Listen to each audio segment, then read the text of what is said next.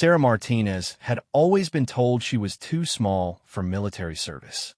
At 5 feet 4 inches tall and weighing barely 130 pounds, she heard the same comments everywhere she went. High school guidance counselors steered her toward nursing or teaching. College professors questioned her choice to study criminal justice. Even her own family wondered if she was being realistic about her career goals. But Sarah had a secret that none of them knew about. Every morning at 4 a.m., while her roommates were still sleeping, she would slip out of her apartment and drive to an abandoned warehouse on the outskirts of town. There, in the dusty corners filled with old machinery and forgotten equipment, she practiced techniques that most people only saw in movies. Her father had been a Navy SEAL before she was born. He died in a training accident when Sarah was just 3 years old, but her mother had kept all of his military manuals, training guides, and personal notes. Growing up, Sarah spent countless hours reading through these materials, studying every detail of close-quarters combat, tactical movement, and survival skills. By the time she was 15, Sarah had memorized entire sections of the SEAL Training Handbook. She knew the proper way to execute a rear naked choke, how to escape from zip-tie restraints, and dozens of pressure point techniques that could disable an opponent twice her size. But knowing something in theory and being able to execute it under pressure were two completely different things. That's why she started her secret training routine. 3 hours every morning, Sarah would practice what she had learned. She built obstacle courses out of old furniture and concrete blocks. She practiced combat rolls across the rough concrete floor until her shoulders were covered in bruises. She learned to move silently through the warehouse, navigating around every loose board and creaky metal beam. The warehouse became her private training ground, and over the years, Sarah developed skills that would have impressed even her father's old unit. She could scale a 12-foot wall using nothing but her fingertips and rubber-soled boots. She could low-crawl across 50 yards of broken glass without making a sound. Most importantly, she learned to think tactically under stress, constantly assessing her environment for potential weapons, escape routes, and defensive positions. Nobody in Sarah's life knew about her morning training sessions. To her friends and family, she was just a petite college student studying criminal justice and working part-time at a local coffee shop. She dated occasionally, but never seriously, partly because she feared that getting close to someone might reveal her unusual hobby. How do you explain to a boyfriend that you spend 3 hours every morning practicing military combat techniques in an abandoned building? Sarah's mother, Maria, had remarried when Sarah was 10 years old. Her stepfather, Robert, was a kind man who worked as an accountant and had never shown any interest in military or law enforcement topics. He treated Sarah well, but he clearly didn't understand her fascination with her biological father's military career. He often made gentle jokes about Sarah's action movie phase and assumed she would eventually grow out of it. The truth was, Sarah felt a deep connection to her father through these training sessions. She had very few memories of him, just scattered images of a tall man in uniform who would toss her in the air and catch her while she giggled. But when she was moving through combat drills in the warehouse, she felt like she was honoring his memory and continuing his legacy in some small way. Sarah's academic performance was excellent, but her professors often seemed surprised by her insights during discussions about law enforcement tactics and criminal behavior. She had a way of thinking about problems that showed an understanding of violence and conflict that seemed unusual for someone her age and background. Her criminal justice professor, Dr. Williams, had commented more than once that Sarah seemed to have an intuitive grasp of tactical thinking that usually only came with real-world experience. What Dr. Williams didn't know was that Sarah had been testing her skills in small ways for years. She would practice surveillance techniques by following strangers through shopping malls without being noticed. She learned lock-picking by breaking into abandoned buildings around town, always careful to never take anything or cause damage. She even practiced her hand-to-hand combat skills by sparring with men at a local martial arts gym, usually surprising them with her speed and technique. The gym sessions were particularly educational for Sarah. She learned that her small size could actually be an advantage in many situations. Larger opponents often underestimated her and left themselves open to quick attacks. She discovered that a well-placed elbow strike to the solar plexus could drop a man twice her weight, and that proper leverage could allow her to throw someone much stronger than herself. But Sarah also learned the limitations of her training. Real fights were messy, and more chaotic than the control drills she practiced in the warehouse. Adrenaline made her movements less precise, and the psychological pressure of actual conflict was something she couldn't fully replicate in training. She knew that despite all her preparation, she had never been tested in a real-life, threatening situation. That test would come sooner than she expected, and in a way she never could have imagined. On a typical Thursday evening in late October, Sarah was closing up the coffee shop where she worked. The autumn air was crisp, and the streets were mostly empty as businesses shut down for the night. Sarah had developed a routine for closing that was both efficient and security-conscious.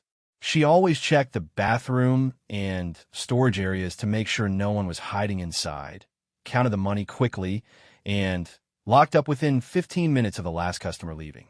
As she was walking to her car in the parking lot behind the shop, Sarah noticed a white van parked in a spot where she had never seen a vehicle before.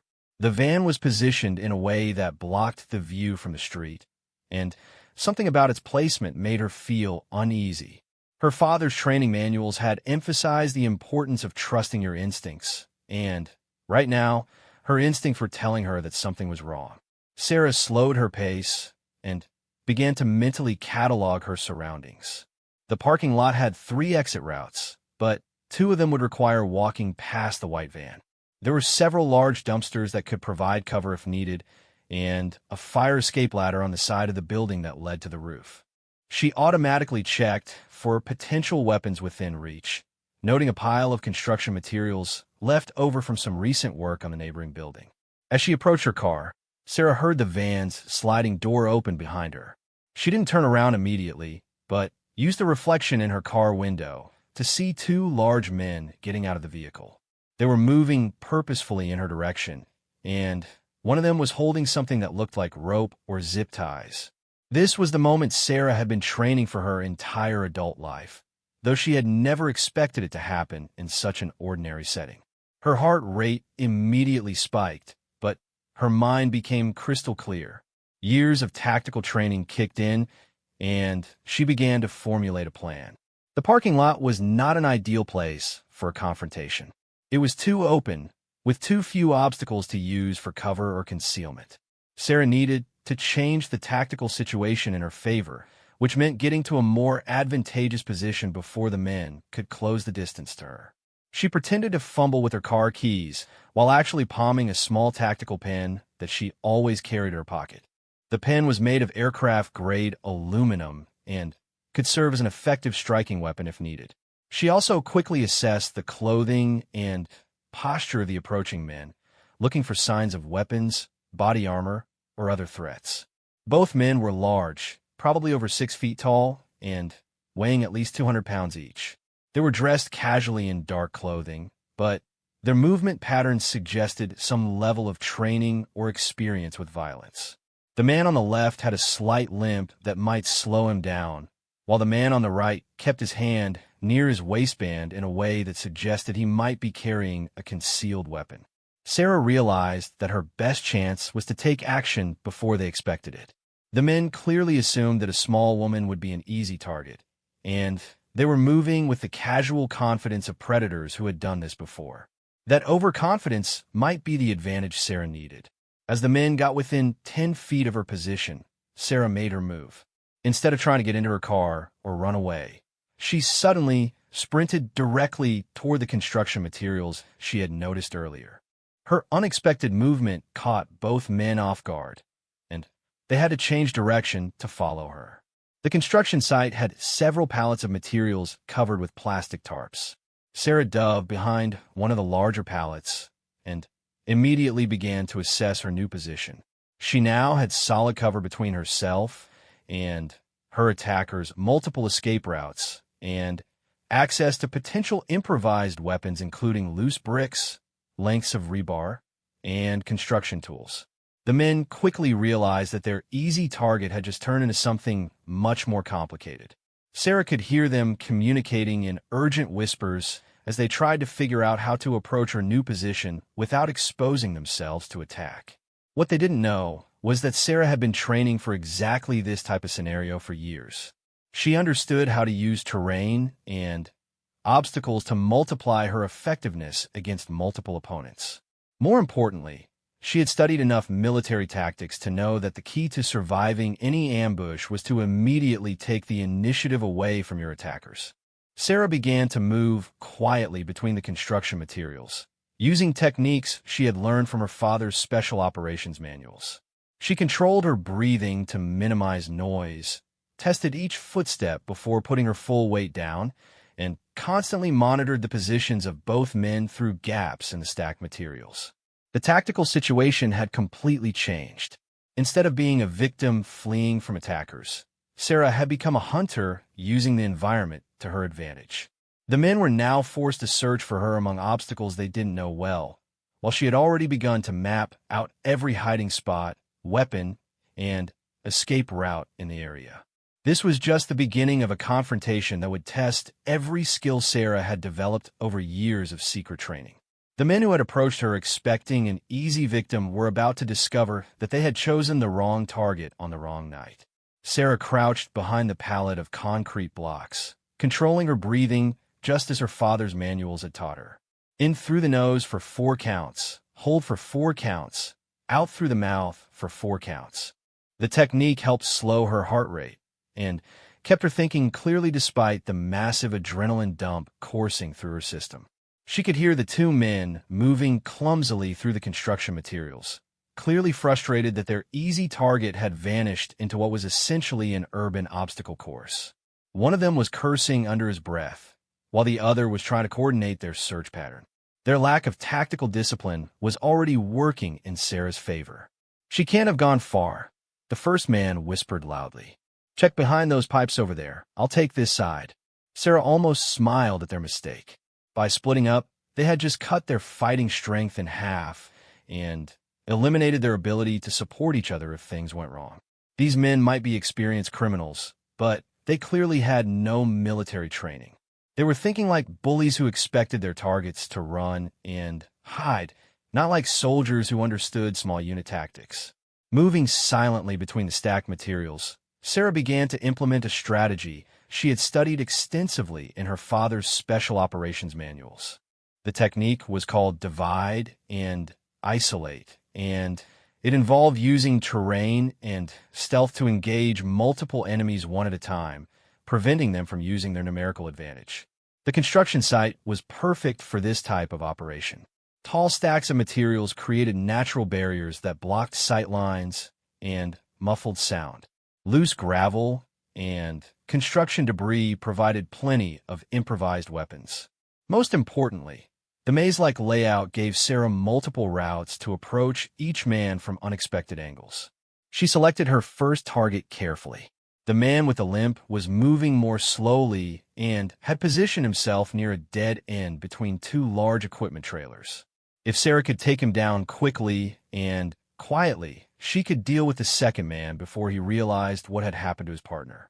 Sarah began to move through the shadows, using techniques she had practiced thousands of times in the abandoned warehouse. Every step was carefully planned to avoid loose rocks or metal debris that might make noise.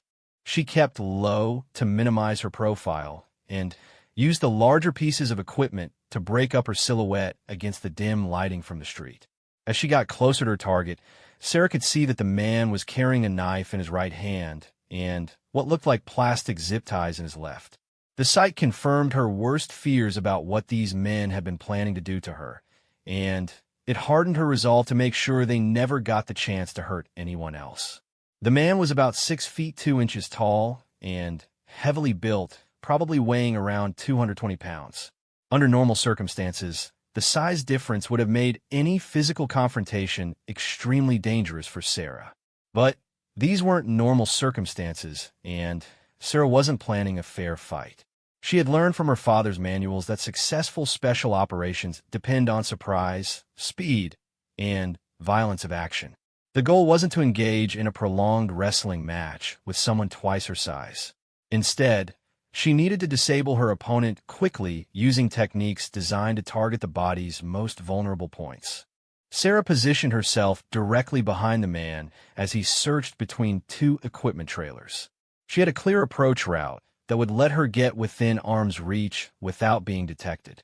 More importantly, his position meant that even if he cried out, the surrounding materials would muffle the sound and prevent his partner from immediately understanding what was happening. Taking a deep breath, Sarah moved forward in complete silence. Years of practice had taught her exactly how to distribute her weight and control her movement to avoid making any noise. She covered the final 10 feet in less than 3 seconds, moving like a shadow across the construction debris. The attack itself lasted less than 2 seconds. Sarah's left hand snaked around the man's head to cover his mouth, while her right hand drove the tactical pin into a specific pressure point just below his ear.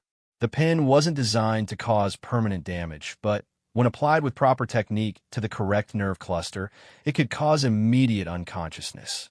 The man dropped like his strings had been cut, his weapons clattering uselessly to the ground. Sarah immediately tied his hands behind his back using the restraints he had brought for her, then dragged his unconscious body behind one of the equipment trailers where it wouldn't be easily discovered. One down, one to go. Sarah quickly searched the unconscious man's pockets and found a cell phone, a wallet with no identification, and a set of van keys.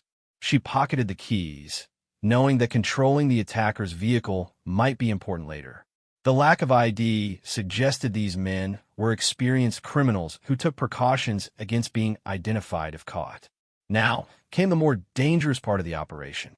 The second man was still actively searching for her, but he would eventually notice that his partner had gone silent. Sarah needed to locate and neutralize him before he could call for backup or decide to abandon the attack and flee. She began moving through the construction site again, this time hunting for the second attacker. Her enhanced awareness, developed through years of training, allowed her to process multiple sensory inputs simultaneously. She could hear his footsteps crunching on gravel about 30 yards away. She could smell cigarette smoke on his clothing when the wind shifted in her direction. Most importantly, she could track his movement pattern and predict where he would be in the next few minutes. The second man was larger than his partner and moved with more confidence. As Sarah observed him from a concealed position, she noticed that he held his knife with a practiced grip of someone who had used it as a weapon before. He also moved his head constantly, scanning for threats in a way that suggested some level of tactical training. This target would be more challenging, but Sarah had already proven that her years of preparation were paying off. The key was to remain patient and wait for the right opportunity rather than rushing into a confrontation she couldn't control. The man was working his way systematically through the construction site, checking behind each stack of materials before moving to the next position. His search pattern was actually quite good, and Sarah realized that he would find her hiding spot within the next few minutes if she didn't take action. Rather than wait to be discovered, Sarah decided to take control of the situation by creating a distraction. She picked up a small piece of concrete and threw it toward the far end of the construction site, where it clattered against a metal pipe. The man immediately turned toward the sound and began moving in that direction. This gave Sarah the opening she needed. While the man was focused on investigating the noise, she moved to a new position that would allow her to approach him from behind. The technique was called displacement and flanking, and it was designed to get behind an enemy who was expecting an attack from the front.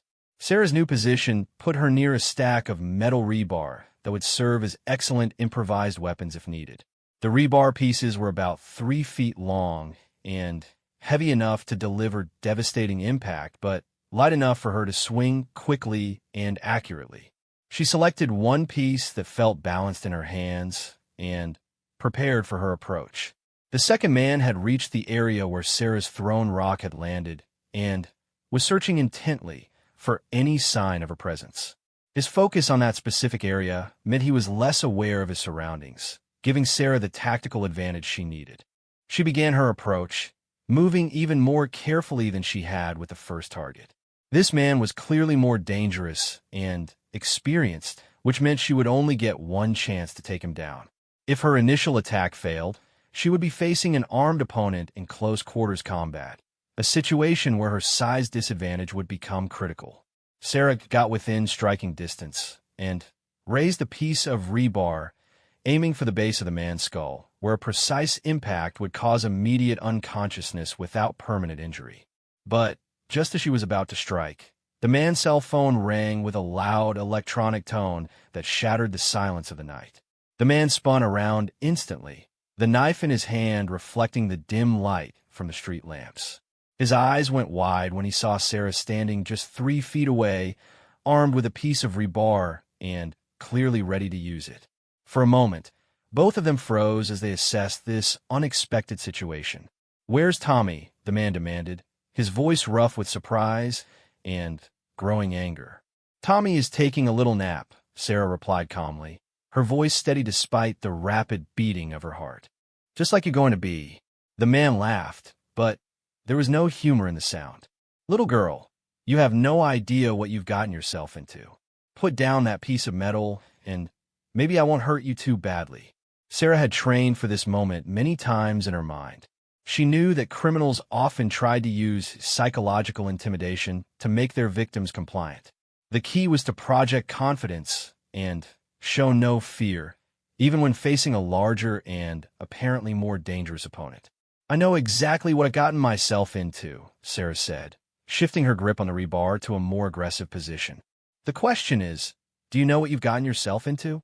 The man's expression changed as he began to realize that this wasn't going according to plan. His intended victim was calm, armed, and clearly not intimidated by his threats.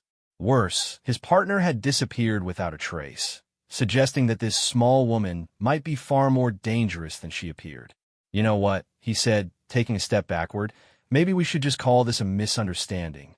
I'll walk away, you walk away, and we forget this ever happened." Sarah shook her head slowly. "I don't think so. You and your friend came here planning to hurt me. I'm not going to let you walk away, so you can do the same thing to someone else tomorrow night." The man's face hardened as he realized that Sarah wasn't going to let him simply leave. He had two choices, fight or run. Given that his partner was missing and this woman had somehow managed to arm herself and take control of the situation, running was starting to look like the smart option. But before he could make his decision, Sarah heard something that changed everything. In the distance, she could hear the sound of multiple vehicles approaching fast, their engines loud in the quiet night air. Either someone had called the police, or these men had backup arriving. The tactical situation was about to become much more complicated. The sound of approaching vehicles sent a chill down Sarah's spine, but her tactical training immediately kicked in. She had maybe 30 seconds before whoever was in those cars would arrive at the scene. That meant she needed to neutralize the immediate threat standing in front of her, and then reassess the entire situation. The man with the knife heard the vehicles too, and his demeanor completely changed. Instead of looking worried about facing Sarah alone, he suddenly seemed confident again, like reinforcements were exactly what he had been waiting for.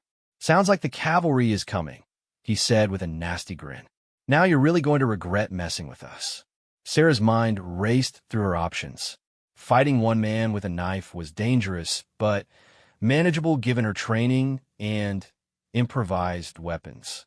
Fighting multiple attackers in an open area would be nearly impossible, especially if they had firearms. She needed to change the tactical situation immediately. "Actually," Sarah said, still keeping her voice calm and controlled, "I think you're the one who's going to regret this." Before the man could react, Sarah threw the piece of rebar directly at his face. It wasn't intended as a killing blow, but rather as a distraction that would force him to dodge or deflect it. As soon as she released the metal bar, Sarah was already moving, diving toward a gap between two equipment trailers that would give her cover and concealment. The man ducked away from the thrown rebar and immediately pursued Sarah, but she had anticipated this reaction. As he rounded the corner of the trailer, where she had seemed to disappear, Sarah was waiting for him in a position she had prepared while he was distracted by the metal projectile. She had wedged herself horizontally between the trailer and a stack of concrete blocks about 7 feet off the ground.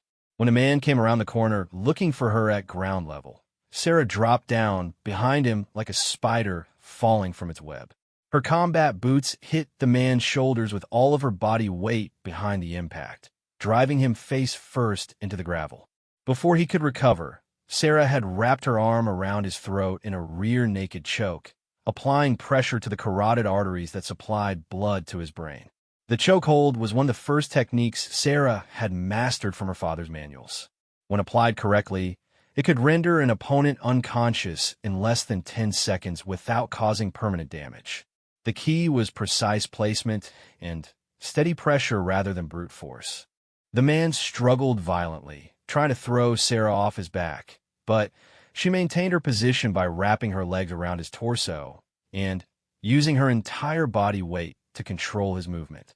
His size advantage meant nothing when she was attacking from behind, and he couldn't effectively use his arms to defend himself. After 8 seconds, the man's struggles became weaker. After 12 seconds, he went completely limp. Sarah held the choke for another 3 seconds to make sure he was fully unconscious, then quickly zip-tied his hands and feet using restraints from his own pockets. The entire confrontation had taken less than 20 seconds, but Sarah could hear that the approaching vehicles were now very close. She needed to find a defensive position immediately, because whoever was coming was about to discover that their plan had gone very wrong. Sarah grabbed the unconscious man's cell phone and knife, then moved quickly to a position that would give her both cover and a good view of the parking lot. She climbed onto the roof of one of the equipment trailers using a combination of concrete blocks and metal pipes as handholds. From this elevated position, she could see the entire area while remaining hidden from anyone approaching from ground level. 3 black SUVs pulled into the parking lot with their headlights off, moving fast but quietly. Sarah counted at least 8 men getting out of the vehicles, and several of them were clearly armed with handguns. This wasn't just a simple assault gone wrong. This was an organized criminal operation with military-style coordination. The men immediately began searching the area with tactical flashlights, moving in a formation that suggested professional training. They found the white van where the first 2 attackers had arrived, but they quickly realized that both of their associates were missing and that their intended target was nowhere to be found. Sarah used the captured cell phone to call 911, keeping her voice to a whisper as she reported her location and requested immediate police response. The dispatcher tried to ask her questions, but Sarah had to end the call when she saw one of the men moving toward her position with a tactical flashlight. From her concealed position on the trailer roof, Sarah could overhear the men coordinating their search. Their conversation revealed that this wasn't a random attack. They knew her name, they knew where she worked, and they had been planning this operation for several days. Someone had specifically targeted Sarah Martinez for reasons she couldn't understand. Tommy and Rico should have had the girls secured by now, one man said into a radio. Something went wrong. Spread out and find them. What if she got away? Another voice asked. She didn't get away, came the reply. There's nowhere for her to run. Find her, find Tommy and Rico, and let's finish this job.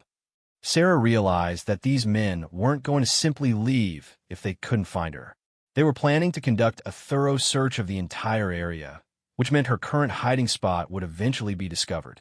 She needed a new strategy that would either allow her to escape completely or force the attackers to withdraw. Looking around from her elevated position, Sarah noticed something that gave her an idea. The construction site was directly adjacent to a residential area, and many of the houses had lights on in their windows. If she could create enough noise and confusion, the neighbors would likely call the police, and the arriving officers would force the attackers to flee rather than risk a confrontation with law enforcement. Sarah also noticed that the men had left their SUVs running with the doors open, probably planning to make a quick escape once they had completed their mission. The vehicles were positioned in a way that blocked most of the exits from the parking lot, but they were also vulnerable to sabotage if she could reach them without being detected. The tactical situation was still extremely dangerous, but Sarah was beginning to see possibilities for turning the tables on her attackers once again. Her years of studying military special operations had taught her that even when outnumbered and outgunned, a well-trained individual could often defeat a larger force by using superior tactics, better knowledge of the terrain, and the element of surprise. Sarah climbed down from the trailer roof and began moving through the construction site toward the parked SUVs. She would have to cross about 50 yards of open ground while avoiding detection by 8 armed men, but her training had prepared her for exactly this type of infiltration mission. She moved using techniques called dead ground movement, staying in shadows and using obstacles to mask her approach. Every few yards, she would stop and listen for several seconds, making sure she knew the location of each searcher before continuing her advance. As she got closer to the vehicles, Sarah could see that the men had spread out across the construction site and were systematically checking every possible hiding place. Their search pattern was actually quite professional, and she realized that they would find the 2 unconscious men within the next few minutes. When that happened, the entire situation would change again. The attackers would know for certain that their target was still in the area and was far more dangerous than they had expected. They might decide to call for even more backup, or they might simply start shooting at anything that moved. Sarah reached the nearest SUV without being detected and immediately went to work. She used the tactical knife she had taken from the second attacker to slash all 4 tires, making sure the vehicle would be immobilized even if someone tried to drive it away. She also opened the hood and cut several critical wires in the engine compartment, ensuring that the SUV wouldn't start even if they replaced the tires. Moving to the second vehicle, Sarah repeated the sabotage process. But as she was working on the third SUV, she heard a shout from a construction site that made her blood run cold. "Over here, I found Rico. He's unconscious and zip-tied." The discovery of the first unconscious attacker meant that the men now knew they were dealing with someone who had serious combat skills. Sarah could hear urgent radio chatter as they coordinated a more aggressive search pattern. Worse, she could see that 2 of the men were moving back toward the vehicles, probably to secure their escape route. Sarah was about 20 yards from a nearest cover, completely exposed in the middle of the parking lot. If the men saw her now, she would be caught in the open with nowhere to hide, and multiple armed opponents closing in from different directions. This was the moment that would test every skill she had developed over years of training. She had successfully taken down 2 attackers and begun to sabotage their escape vehicles, but now she was facing the most dangerous part of the entire confrontation. The tactical situation had reached a critical point, and the next few seconds would determine whether Sarah's unconventional training would be enough to save her life against overwhelming odds. Sarah was caught in the open parking lot with 2 armed men heading directly toward her position. In about 10 seconds, they would have a clear line of sight to where she was crouched beside the sabotaged SUV. Her options were limited, but her training had prepared her for exactly this type of crisis situation. Instead of trying to run for cover, which would only expose her to gunfire from multiple directions, Sarah did something that her attackers would never expect. She slid underneath the nearest SUV, positioning herself directly between the front wheels where she would be hidden from view, but could still observe the movements of anyone approaching the vehicle. The space under the SUV was cramped and filled with mechanical components that made movement difficult, but it provided complete concealment from ground-level observation. More importantly, it put Sarah in a position where she could attack the legs and feet of anyone who came close to the vehicle, targeting areas that body armor wouldn't protect. From her position under the SUV, Sarah could hear the 2 men approaching while talking on their radios. Their conversation revealed more details about why she had been targeted, and what she learned made her blood run cold. "The Martinez girl has some kind of military training," one man said. "Rico and Tommy are both down, and someone's been sabotaging our vehicles." "How is that possible?" came a voice through the radio. The intelligence report said she was just a college student working at a coffee shop. Well, the intelligence report was wrong, the first man replied. This girl knows what she's doing.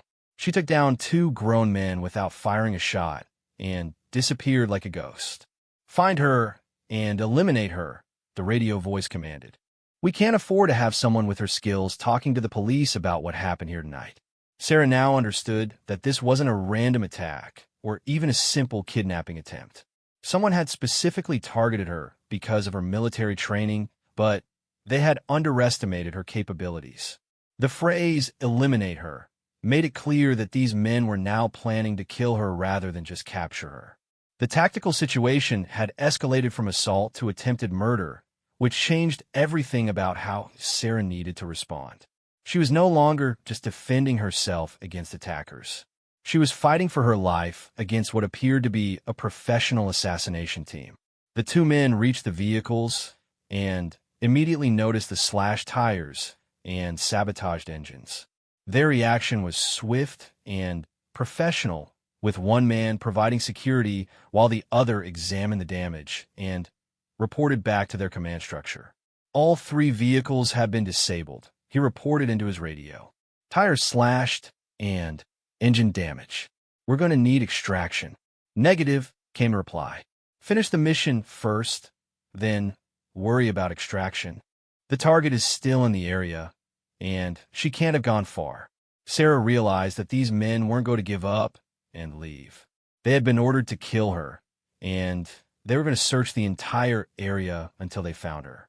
That meant her only option was to continue fighting, using every advantage she could create to even the odds against multiple armed opponents. From underneath the SUV, Sarah could see the feet and legs of both men as they coordinated their next move. One of them was standing less than 3 feet from her position, close enough that she could reach out and grab his ankle if she wanted to. But attacking now would expose her position to the other 7 men who were still searching the construction site. Instead, Sarah began to implement a plan that was both desperate and brilliant. Using the tactical knife, she carefully punctured the fuel tank of the SUV above her, allowing gasoline to begin dripping onto the asphalt. The smell was strong, but in the darkness and confusion of the search, it would be difficult for the men to immediately identify the source. Sarah then used one of her remaining improvised weapons, a small emergency flare that she had found in the construction materials. The flare would create a massive fire when ignited in the presence of gasoline, potentially destroying all 3 vehicles and creating enough chaos to cover her escape. But timing would be critical. She needed to make sure that the men were positioned where the explosion and fire would force them to retreat rather than advance on her position. She also needed to be ready to move immediately when the distraction began, because the fire would eliminate her current hiding spot. While she was preparing her plan, Sarah heard something that made her situation even more urgent. In the distance, approaching sirens indicated that the police were finally responding to her 911 call. But instead of relief, this development created a new problem. Police are coming. One of the men near her position reported into his radio. We need to finish this and get out of here in the next 2 minutes. Copy that, came the reply. All units converge on the parking lot. If we can't find her, we burn everything and make sure there's no evidence left behind. Sarah realized that the approaching police might not be coming to rescue her. Instead, they might arrive to find that she had been killed and that all evidence of the attack had been destroyed. The men clearly had a plan for dealing with law enforcement response, which suggested a level of organization and resources that went far beyond simple criminals. The sirens were getting closer, which meant Sarah had less than 60 seconds to execute her plan. She positioned the emergency flare under the stream of gasoline that was dripping from the fuel tank, then began to carefully move toward the edge of her hiding spot, where she would be able to roll away from the vehicle when the explosion occurred. Just as she was about to light the flare, something happened that changed everything. One of the men standing near the vehicle suddenly dropped to the ground and began looking underneath the SUV with a tactical flashlight. "I can smell gasoline," he called out to his partner. "I think our target might be hiding under one of these vehicles." The flashlight beam swept across the space under the SUV, and Sarah knew she had about 2 seconds before she would be discovered. There was no time to implement her carefully planned distraction. Instead, she had to attack immediately with whatever advantages she could create in the moment. Sarah exploded out from under the SUV like a coiled spring, the tactical knife in her right hand and the emergency flare in her left. The man with the flashlight was completely unprepared for an attack from directly beneath the vehicle he was examining, and Sarah's sudden appearance caught him completely off guard. Her first strike was aimed at the man's wrist, forcing him to drop both his flashlight and his weapon. Her second strike targeted a pressure point in his neck that would cause immediate unconsciousness. Both attacks were executed with the precision and speed that came from years of dedicated training. But the second man was already bringing his weapon to bear on Sarah's position, and she realized that she was about to be caught in the open with nowhere to take cover. This was the moment she had feared most, when her small size and limited strength would leave her vulnerable to armed opponents who could attack from a distance. In desperation, Sarah lit the emergency flare and threw it at the stream of gasoline that was still dripping from the damaged fuel tank. The effect was immediate and spectacular. A wall of fire erupted around the SUV, creating a barrier of flames that separated Sarah from her attackers and filled the parking lot with thick black smoke. The explosion and sudden fire caused chaos among all of the attacking men. Those who were close to the vehicles had to retreat quickly to avoid being burned, while those who were further away lost sight of their target in the smoke and confusion. But Sarah's desperate gambit had also eliminated her own cover and concealment. She was now standing in the middle of a brightly lit fire with smoke swirling around her, visible to anyone who looked in her direction. The flames that had saved her from immediate attack had also made her a perfect target for anyone with a clear shot. This was the moment that would test everything Sarah had learned about combat, survival, and tactical thinking. She was outnumbered, outgunned, and running out of options. But she was also the daughter of a Navy SEAL, and she had been preparing for this fight her entire adult life. The approaching police sirens meant that help was less than 30 seconds away. All Sarah had to do was survive until they arrived. But 30 seconds can feel like a lifetime when you're fighting for your life against overwhelming odds. The wall of fire from the burning SUV cast dancing shadows across the parking lot, while thick black smoke created a chaotic maze of visibility and concealment. Sarah found herself in the eye of a storm she had created, with flames roaring around her, and the sound of approaching sirens growing louder every second. The explosion had scattered her attackers, but they were already regrouping. Through the smoke, Sarah could see muzzle flashes as several men began firing in her general direction. The good news was that the smoke and flames made it impossible for them to aim accurately. The bad news was that random gunfire in a confined space was almost as dangerous as aimed shots. Sarah needed to move immediately, but the fire had eliminated most of her escape routes. The only clear path led toward the construction site where she had started this confrontation, but that route would take her directly towards several of her attackers who were advancing through the smoke. Instead of running away from the danger, Sarah did something that no one would expect. She ran directly toward the burning vehicles, using the intense heat and flames as a shield that her attackers couldn't cross. The temperature near the fire was almost unbearable, and Sarah had to cover her mouth and nose to avoid inhaling the toxic smoke, but the flames provided complete protection from gunfire. Moving along the edge of the fire, Sarah circled around to a position behind her attackers. The technique was called using the terrain, and it was designed to turn environmental obstacles into tactical advantages. The fire that seemed to trap her had actually become her ally.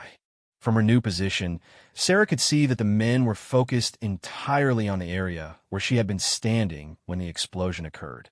They were advancing cautiously through the smoke, expecting to find either her body or her hiding in whatever cover she could find. None of them were watching their rear areas because they assumed the fire prevented any flanking movement. Sarah could also see that the police cars were now entering the parking lot with their sirens wailing and emergency lights flashing.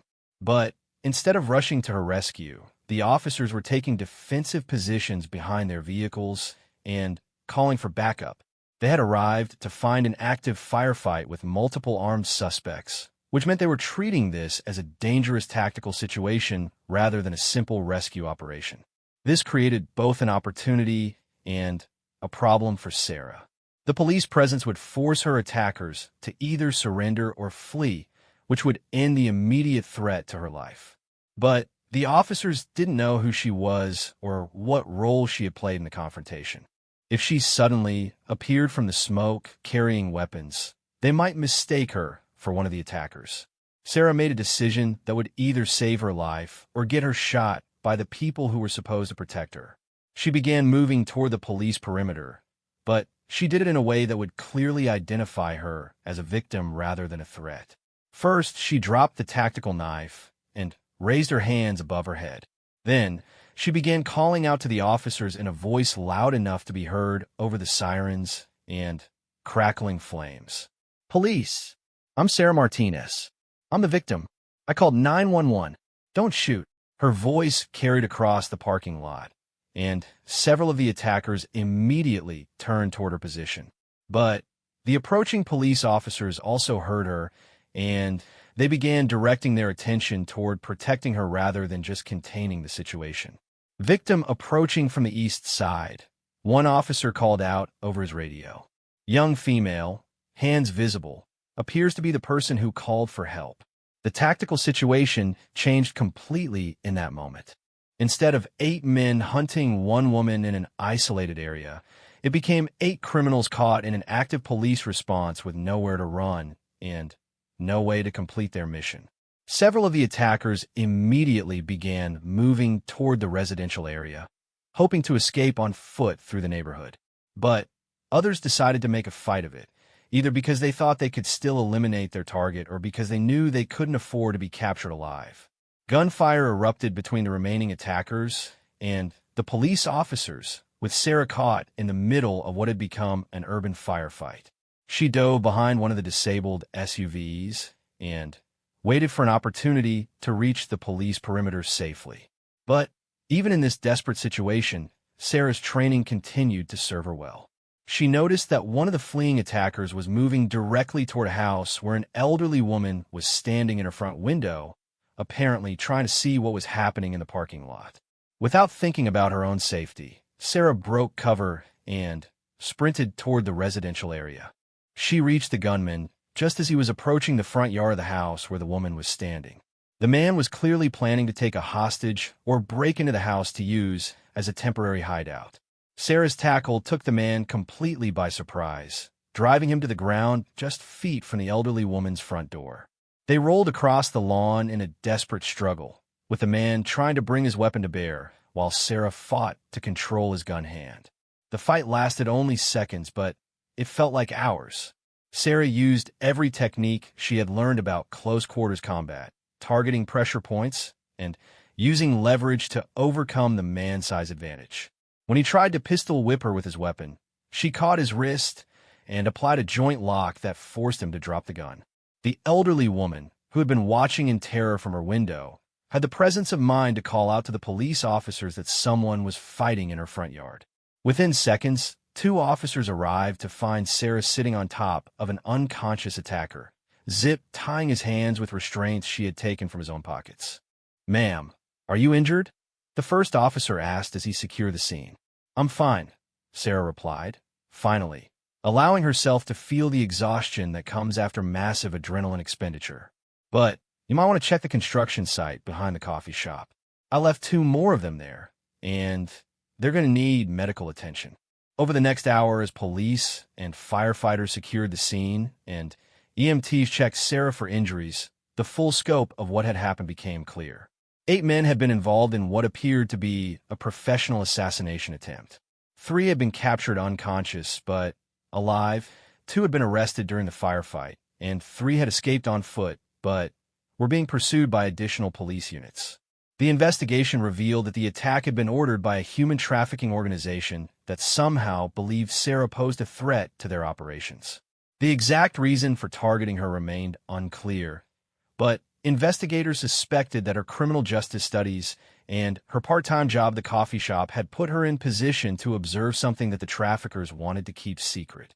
What shocked everyone involved in the investigation was how a small college student with no official military or law enforcement training had managed to defeat multiple trained criminals in armed combat.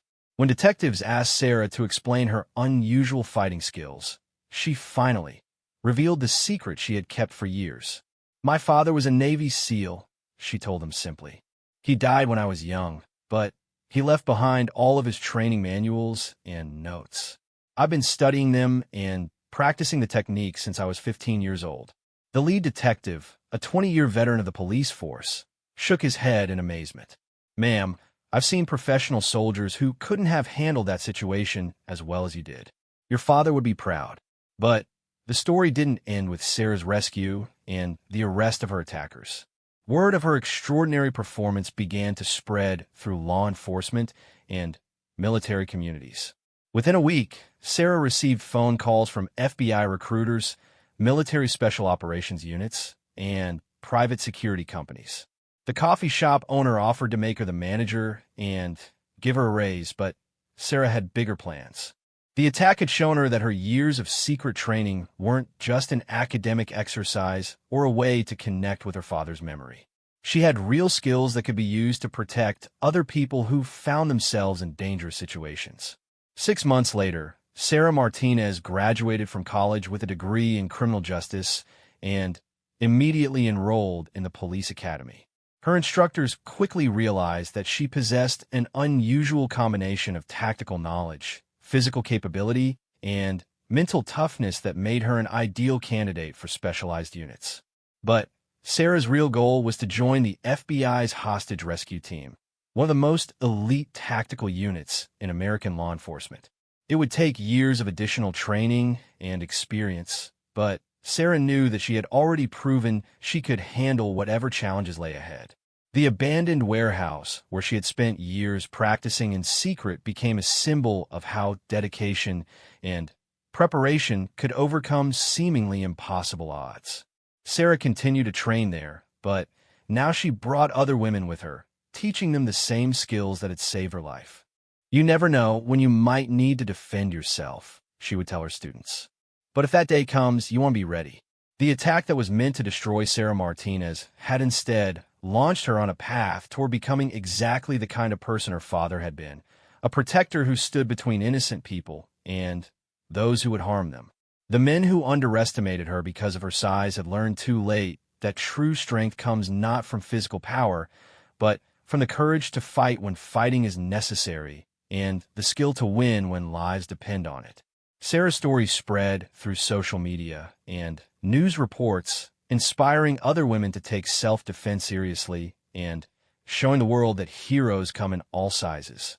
But for Sarah herself, the most important outcome was much simpler. She had honored her father's memory and proven that his training and sacrifice continued to make a difference, even years after his death. The little girl who had lost her father too young had grown up to become exactly the kind of warrior he would have wanted her to be.